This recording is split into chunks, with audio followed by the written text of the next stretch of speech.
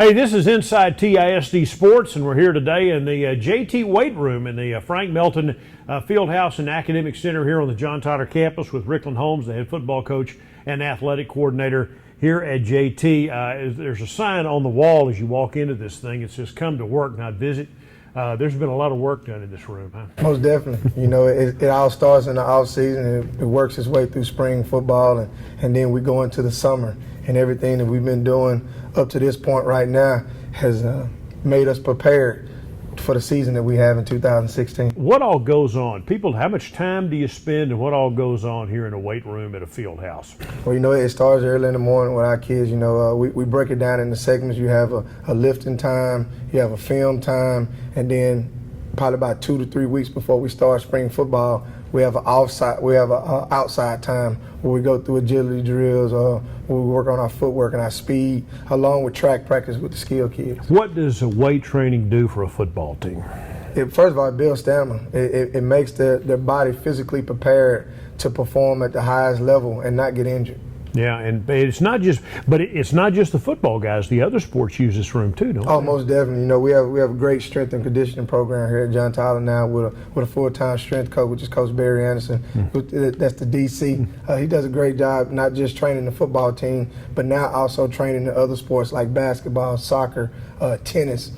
Everybody on campus. All right, so that's good stuff. And of course, Coach Holmes is with us now. Football season is here. The non-district schedule for JT included wins over Plano West and Ennis, a non-district game in Shreveport against Warren Easton in the Border Classic, and then district play rolling. So far, how's the season gone?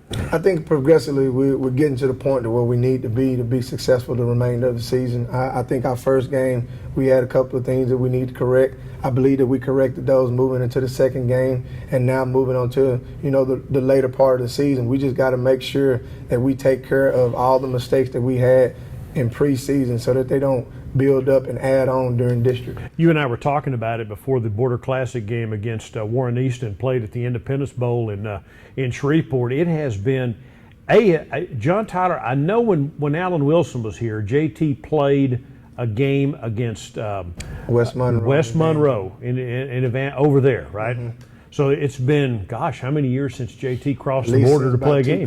2001. Yeah. So how'd the game come to be? Might as well talk about it. How'd that happen? Well, we've been trying to play in the Border Bowl for probably about the last 3 to 4 years now, but since we had to play Robert E. Lee earlier in the season because they wasn't in our district, it always fell on that week that they had the Border Bowl game.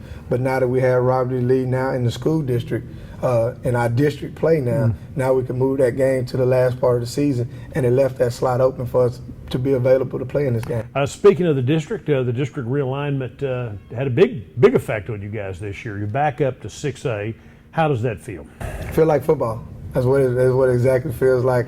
It's just a different classification.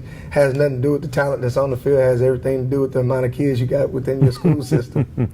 And you said to me one time that you thought big 5A and small 6A, really not a lot of difference. You still believe that? I still believe that because we've been playing some real good 6A teams over the last couple of years now. And we fared well against them even when we were still classified 5A. So, you know, football is football. It's 11 people that's going to be playing on offense, defense, and special teams. And no matter whether you got 2,500 kids at your school, you got 6,000 kids at your school. Only 11 can be on the field. Only 11 can be on the field at any given time. All right, what do you think about the district? It is definitely changed. You're back in with Longview. You're back in with Robert E. Lee. You got the Rockwalls and the Mesquites. What do you think about District 11 6A? I think by us in Longview joining Robert E. Lee in 6A, it helped out the East Texas region. It helped out us being able to kind of balance out, you know, with the people that we got thrown into out of the Metroplex. I think our district is very strong. I think our district is going to make some noise come postseason in the playoffs. Hopefully we don't beat each other up too bad during that process so that we all ready to go into that playoff season. But, you know, we have a lot of successful programs within our district. You know, it starts with us.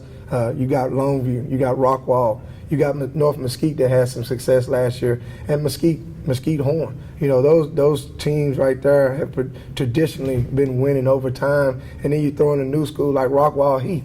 You know, so between the people that we have in our district, we got a lot of teams that have a state championship like us and Robert E. Lee. And finally, a brief overview of the 2016 Lions. It all starts with Bryson Smith, the quarterback. Hey, he's the guy. He's the guy that has put our program in a position, not just offensively, but as an overall team, to be successful and to win a lot of football games. Go Cujo. The Lions, again, head coach Ricklan Holmes and his great staff here in the field house and the weight room at JT, the Frank Melton Academic Center and Athletic Complex here at John Tyler. For Coach Holmes, that is this segment of Inside TISD Sports. Thanks for joining us.